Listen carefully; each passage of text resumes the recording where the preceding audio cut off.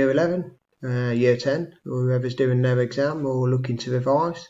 Good luck to you. Now, just a very, very quick one this evening, just to go over the last topic. Hopefully coming tomorrow and over the weekend there'll be some exam question type stuff, looking at what you do for the different types of question. This is a bit of a sort of lockdown throwback one, noticing that I need a haircut. Sat in the kitchen recording one of these takes me back to last couple of years. Now, just want to go through the Armada very, very quickly. Now, obviously, first of all, key thing to remember about the Armada is why it happened in the first place. And we tend to basically look at four main reasons. So Philip of Spain, wanting a Catholic worldwide empire, is a major, major reason. He's involved in disputes with Britain all over the world, from the Spanish Main to the Netherlands.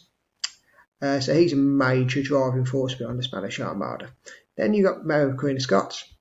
Specifically, her death is a major cause of the Armada. When Mary Queen of Scots is executed in 1587, Philip launches the Armada. Primary reason being there's no longer a Catholic heir to the throne in England. So Mary Queen of Scots has been a big cause of the Armada. Also, one that we don't often mention is the Dutch Revolt, or War in the Netherlands, whatever you want to refer to it as. Now, that's a major factor, because what England are trying to do is they've sent troops in advance of the Armada to the Netherlands, basically to try and resist Spanish invasion.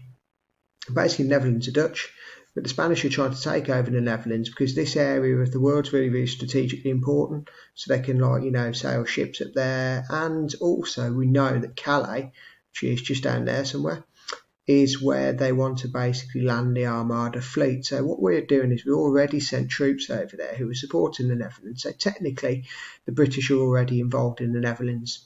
And the Spanish are doing numerous things like putting Dutch Protestants to death and all sorts of horrible stuff's going on there. So that's a major cause of the Armada as well. So that's that one mainly covered. Now the other one, the last one, is the Sea Dogs, or Drake, Raleigh, Hawkins. Basically, they are stealing millions of pounds, 140,000's worth of gold bullion from Spanish ships in the Spanish Main, which pretty much is the catalyst for the Armada because it nearly bankrupts Philip of Spain. Another thing that Drake specifically does is he sails into Cadiz Harbour, which is right at the southern tip of Spain, literally shoots up Philip of Spain's fleet, blows up a cork factory, which puts the Armada back by a year.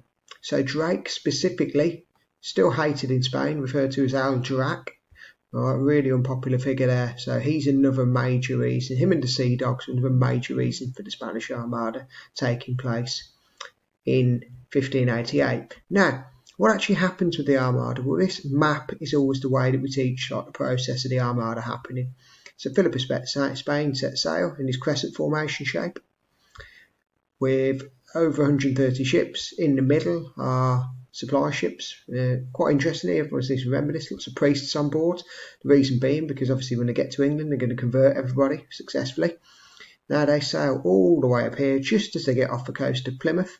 They're sighted by the English Navy, specifically Drake. Beacons are then lit along the south coast to warn of the imminent arrival of the Armada.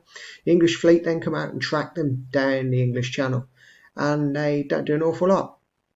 Now what happens as they go is literally the reason they don't do an awful lot is because you can't fight the Spanish crescent formation. English ships, which have been designed with piracy in mind, are very good in a one-on-one situation, but while the Spanish are in formation, they are well protected. Now, Spanish plan is to get to where I'm pointed to on the map there, to Calais, land in Calais, wait for the Dutch army to arrive, take the army across to, I suppose, over there by Dover, and then march up to London.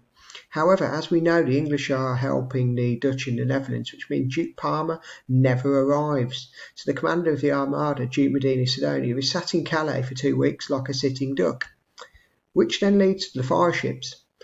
Basically, the commander of the Armada, Lord Howard, comes up with the idea to release these fireships, basically burning Hawkins ships full of coal, full of tar, coated in tar, and then literally set on fire. Now the success of this is not that it actually sinks any of the Spanish boats, but it actually breaks the formation, because obviously when they see the English ships coming their way, they literally run away.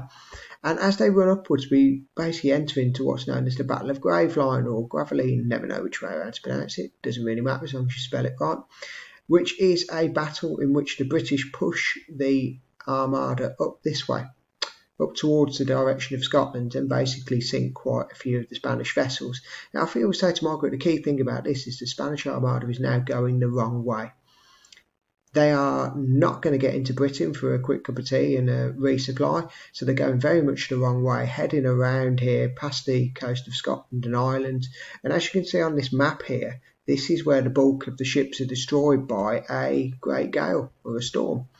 And they're washed up off the coast of Ireland, and many of the sailors are beaten to death on the rocks. End result is only 60 ships make it back. Okay, so basically the Armada is a failure. And I've just warned my group to look out for or be aware of questions about the main reason the Armada failed. And really we can break it into three.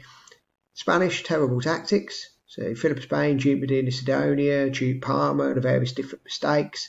The weakness of the vessels versus the English ships, which are very good at one-on-one fighting, versus British tactics, which are obviously good leaders, good commanders. Elizabeth herself choosing the right people for the right jobs. Also, the actual ships themselves are very, very good. And our tactics, which weren't basically arrogant, sending a job load of boats just to try and overturn the other side by power. And the third factor really is luck, the storm, and the Spanish heading the wrong direction by accident and not going back the right way. So that really is everything in a very short video about the Spanish Armada. So good luck revising that. It may well come up this year.